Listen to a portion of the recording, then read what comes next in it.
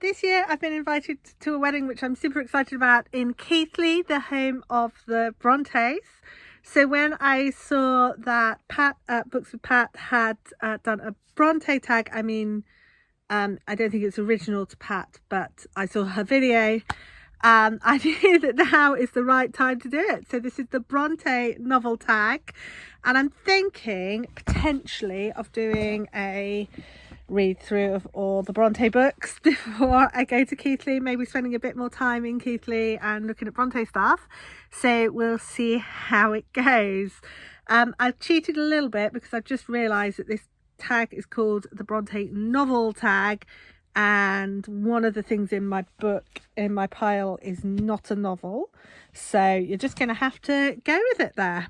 The first prompt is Agnes Grey, a book about women in the workforce, and for that I have Colson Whitehead, Intuitionists.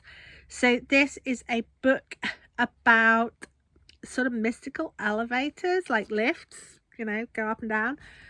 This follows our intrepid hero is, what's her name? Lila May Watson. No relation. This Lila May Watson, who is the first black female lift engineer.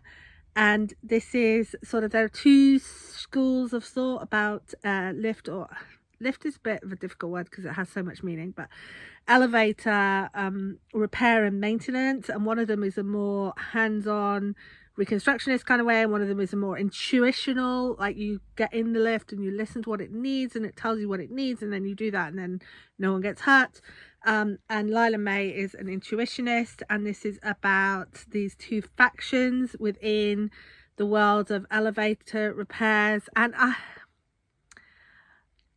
this is a bit of a weird fact about me, but I kind of have a side thing about loving elevators and books about elevators or facts about elevators.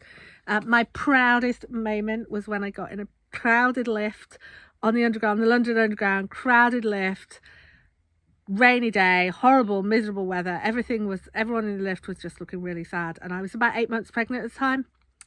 And I turned to my husband and I said in a louder voice than really necessary, if we have the baby in a lift, can we call it Otis? Absolutely. Everyone in the lift started laughing. So, that's my proudest moment, how I turned that lift full of glum people into a lift full of happy people. But it does definitely depend on it wouldn't have worked if we'd been in a Schindler's List. It was it was an Otis lift, not a Schindler's List. But anyway, this is about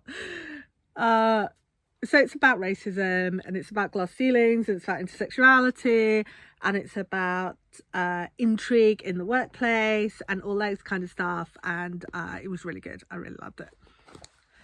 The second is Jane Eyre, and this is a coming of age novel featuring a woman or a girl. And I find it difficult to know what's a coming of age novel as opposed to one that starts out when they're young and ends when they're old. Like, there's this kind of murky area where I'm a little bit unsure what counts. So if this doesn't count, forgive me. But I've got The Swimmers by Marianne Womack, and this is set in a future post-apocalyptic Andalusia. Look at this cover, it's gorgeous. But this is someone who's grown up in this kind of, she's got like stuff going on in her family and in her past. But it says, well, I'm going to read from the blurb. After the ravages of the Green Winter, Earth is a place of deep jungles and monstrous animals. The last of the human race is divided into surface dwellers and the people who live in the upper settlement, a ring perched at the edge of the Earth's atmosphere. So we follow Pearl, who is a young techie, and she's living on the surface in Andalusia. Pearl is of Romani descent, and so she's living this kind of double life of, like, she's not quite like most of the other people in her settlement, and they look down on her somewhat. And she goes into the city and she learns a lot. She puts a lot of effort into glowing up. And then she gets taken into the sort of upper class, who are literally at the edge of the atmosphere. And it's just beautiful. It's really lovely. One of the things I really love about Womack's writing style is she has such a great sense of place in her writing, and this is no different, and it's just really beautiful and lovely. The third is The Professor, a book by a favourite author which is not your favourite book.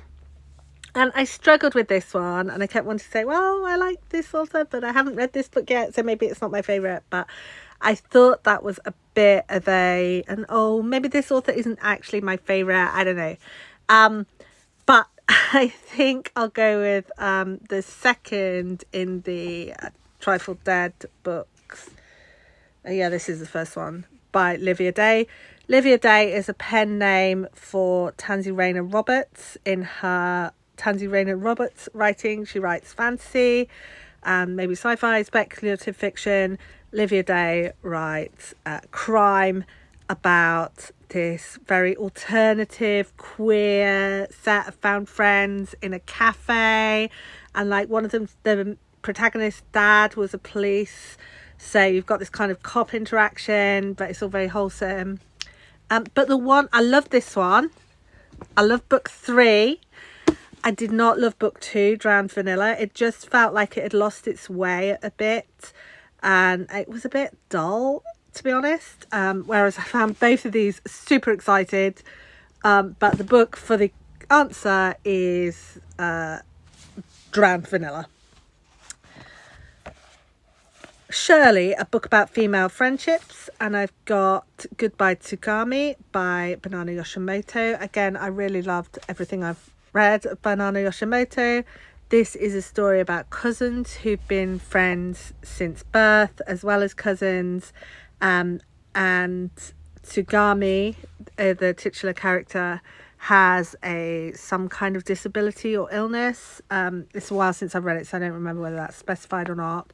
And her cousin, our protagonist Maria, is coming to terms with the potential of having to live a life without Tsugami in it. So it is heartbreaking from that point of view. It's about the onset of death, but as well as life and all the happiness that goes with it. And it's set in Japan, and there's this kind of duality between Maria's life in the city and Tsugami's life in the countryside, which is very important in the book, and I really love it. So yeah, Banana Yoshimoto. The next is The Tenant of Wildflower Hall, which is a book with a toxic relationship, and I mentioned this one in response to when Book Chat with Pat, when Pat did this this tag. So I'm bringing it up here, Mexican Gothic, in which, I mean, this one could go for a lot of the tags actually, but I'm picking it in here because it's a retelling of It's a retelling of Fall of the House of Usher, and in it, our main character Noemi gets a letter from her recently newly married cousin saying, he's trying to poison me, you have to come for me, you have to save me. And it was all a bit weird anyway, because Noemi and her cousin Catalina, I think her name is, have always been really close, and then Catalina suddenly decides to get married and move to the countryside and cut off all ties. And Noemi is a bit confused anyway. She's a bit suspicious anyway, and it all sounds a bit odd. But Noemi's going through her own stuff.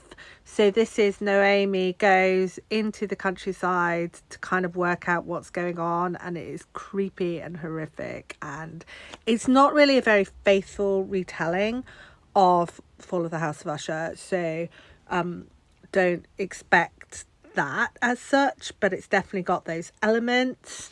And yeah, and it is beautiful and horrifying. The next is Villetta, and this is where I've gone off script because I have a non-fiction book, and this was In a New Land.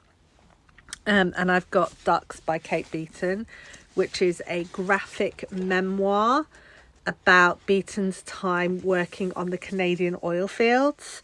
So it's not just a new land in the sense that she's gone out to a place she's never been before, but she's also negotiating the complex social realities of the oil rig. She's getting loneliness and friendship. There's a whole the sexism of the oil rigs is what everyone talks about, but it's more affectionately told than that. So I bounced off of this book, Welcome to the Goddamn Ice Cube by Blair Braverman, which has a similar feeling of going off to work in a distant land because you love the job and because you need the money and because of all the reasons why you go off to a distant land to learn. But she also comes across a lot of sexism, but she also... There doesn't seem to be a lot of affection for the things that were going well in her life or the times that were really good. There doesn't seem to be that kind of humanity bond. And yeah, no, that's fine. That's how her life was. And that's horrible, but it is a fact that sometimes your life is like that. But Beaton manages to portray the love and the emotions, I suppose all of the emotions actually, of being in a strange place, doing a strange job, and slowly coming to acclimatise and become part of that world before moving on. And yeah, it's really lovely. And the last is Wuthering Heights, a book where the house plays a pivotal role. And I thought about saying The Haunting of Hill House just because it's such a pivotal, such a genre defining haunted house book. However, then I thought of loads of other haunted house books, and I've come up with a lit fic haunted house book, which is Starling House. And this is about someone and her brother struggling to survive, but then there's this house that they're very intrigued by, and she gets to go into the house, and then it turns out like her family history is really important, and there's a lot more to the house and the people within it who meet the eye, and it's got all the elements you'd expect from a haunted house story, and it's told in a very literary fashion. So I don't know whether it would... A lot of people I saw talking about this were very sci-fi fans or sci-fi fantasy fans. But to me, it doesn't read like sci-fi or fantasy. So if you've been thinking, oh, I'd quite like that kind of crossover genre, or I like haunted house books, but I also like lit fic, or I want to read more speculative literary fiction, I think this is a really good place to start. And I also love that it has this transparent cover. This is an Illumicrate edition, so that's why it's got the really lovely cover. But I mean, I think they're all really lovely. So yeah, that's my choice.